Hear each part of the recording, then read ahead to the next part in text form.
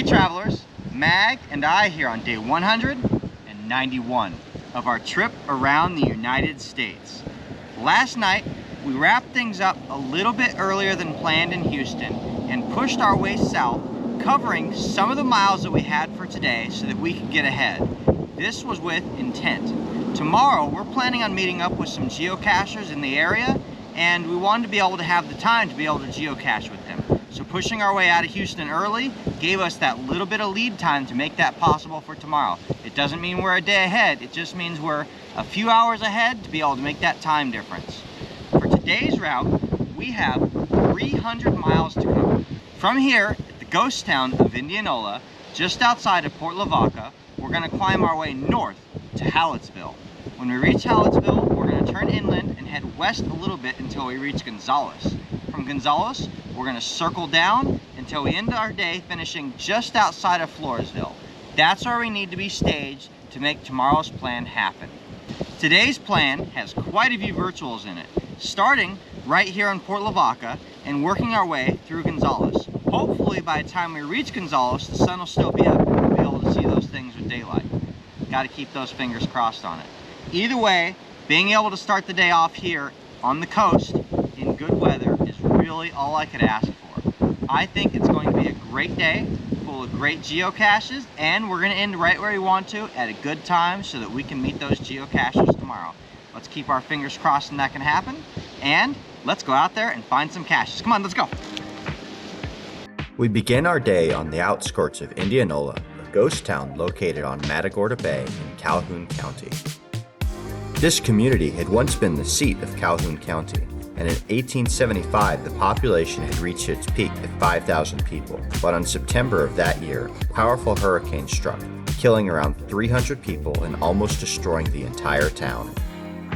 The residents pulled together to bring their community back, only to be wiped out by another intense hurricane less than 10 years later, which was followed up by a fire.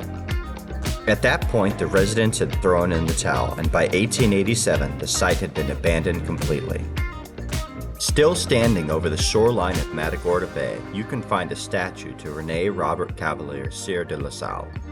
His expedition to explore the Gulf Coast of Mexico gave the United States a claim to Texas in the purchase of the Louisiana Territory from France in 1803. Following the coast of Matagorda Bay north past Magnolia Beach, you'll find yourself in Port Lavaca.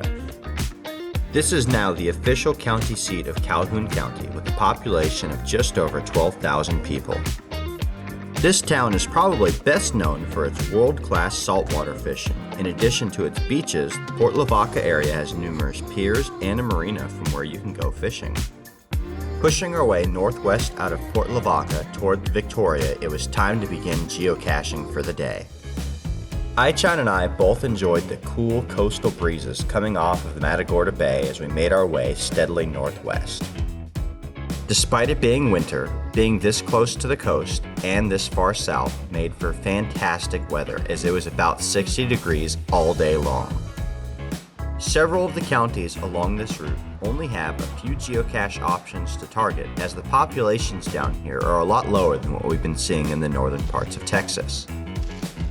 But most of the caches that we chased after today were there, and they were well done. The front door of this birdhouse is attached by a series of magnets, leaving a treasure trove of swag just waiting inside to be discovered. And while this particular birdhouse was sitting out in the open in a very public area, the next one we chased out was a little more tucked away in the back area of a cemetery. With no front door entry for the birds, I knew I had the right thing in my hand immediately. Flipping it over, we found the little door in the back that held a tiny container inside. An adorable host to create quite the buzz around this small container. And thanks to the efforts of the Boy Scouts of America Troop 262, we had several ammo cans to discover along our travels today as well. Each one of the ammo cans hidden by these boys is out along a nature trail, full of swag and just waiting to be discovered. They also have each container cable tied into place. That way they don't wander away if any muggles happen to come across them. In the city of Cuero, we were excited to reach the Chisholm Trail Museum. This museum tells the story and preserves the memory of DeWitt County's rich agricultural and cowboy histories. It brings travelers back in time to the era of the great cattle drives, featuring authentic artifacts like lassos, saddles, and a chuck wagon. Unfortunately, the museum was closed today, so we did not get a chance to explore the inside as we had hoped. However, we still enjoyed getting to see the many statues featured outside of the building. Hallettsville may be the city of hospitality, but it is not the city of geocaching. As the county seat of Lavaca County, it features a population of around 2,700 people, but a geocache population of exactly 1 virtual. Since our timing was doing well for the day though, we decided to pop up here to visit the virtual and have a quick tour around the town. Although most of the streets were relatively quiet, the city park had a ton of people out playing and enjoying the great weather. Our small town tour continued as we made our way through Shiner, dubbed the cleanest little city in Texas. Originally called New Half Moon, this town was renamed to Shiner in 1889 in honor of Henry B. Shiner, who had donated 250 acres of his land for a right-of-way. If the name of this small town sounds familiar to you, it's likely because you heard of Shiner beer, which is produced here at the Spetzel Brewery, the oldest independent brewery in Texas. The Shiner Bock brew produced here, which is a great representative of the German-Czech community, is now distributed in all 50 states across the United States. Coming into the city of Gonzales, the seat of Gonzales County, you will find yourself steeped in a proud military history. Often referred to as the Lexington of Texas, it was the site of the first skirmish of the Texas Revolution. All the way back in 1831, the Mexican government had granted Green DeWitt's request for a small cannon for protection against Indian attacks. When disputes began between Anglo settlers and the Mexican authorities in 1835, a contingent of more than 100 Mexican soldiers was sent to San Antonio to retrieve the cannon. When the soldiers arrived, there were only 18 men there to stand against them, but they refused to return the cannon. The Texans successfully resisted the Mexican troops in what became known as the Battle of Gonzales, with a flag bearing the likeness of the cannon flying over the battlefield with the words, "Come and take it." And in the Battle of Independence from Mexico, when the call to the Alamo went out, Gonzales answered, sending 32 men from the town to aid, bringing the number of defenders up to almost 200. The rich Texas history took a different sort of turn when we reached the city of Luling. This town is best known for being one of the tastiest spots along the Texas Barbecue Trail. It is also home to the Watermelon Thump event, which is hinted at all over town and has been running in the last full weekend of June since 1954. One of the main draws in town that is not food related is the Luling Oil Museum, which celebrates the history of oil into town going all the way back to 1922. After completing all of our targets in Luling, we headed into Seguin, one of the oldest cities in the state of Texas. Founded in 1838 by the Texas Rangers, this city is named in honor of Colonel Juan Seguin, a political and military figure of the Texas Revolution. This heroic figure warned Texans of the advancing Mexican army during the runaway scrape and later fought with the Texas Army. But the city's most recent claim to fame is as the pecan capital of Texas, being the home of the world's largest pecan.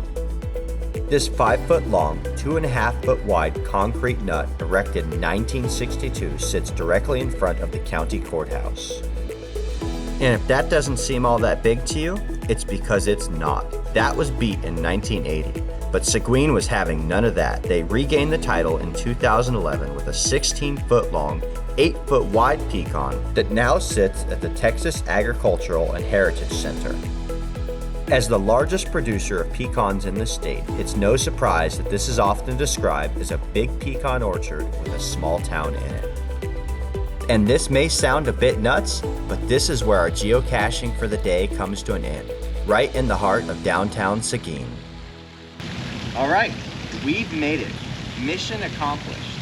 Right now, we are in the heart of Seguin, and we are one stop away from hitting Floresville, which it'll be dark by the time we get there, but we are actually well ahead of time. Today was a pretty good day. We started off down the coast at Port Lavaca, and from there, we steadily worked our way north. Today is also a great example of one of the planning principles that I swear by: adaptability. The best laid plans are always going to experience changes, one way or the other, whether that's from new developments that you want to incorporate in, or from unforeseen circumstances that you end up having to plan around, like a flat tire. So all of my plans have enough adaptability in them, I hope so anyway, that when things come up, we can shift targets, cut targets, change routing, do what we need to do to put ourselves on the time we want to be. And that's exactly what happened. Leaving Houston a little early last night gave us the timing to be able to start exactly where we want tomorrow, just outside of Florida, which, I gotta admit, I'm pretty excited about. Thank you guys for joining us on this tour, continuing through Texas, and from here we are going to continue making our way south.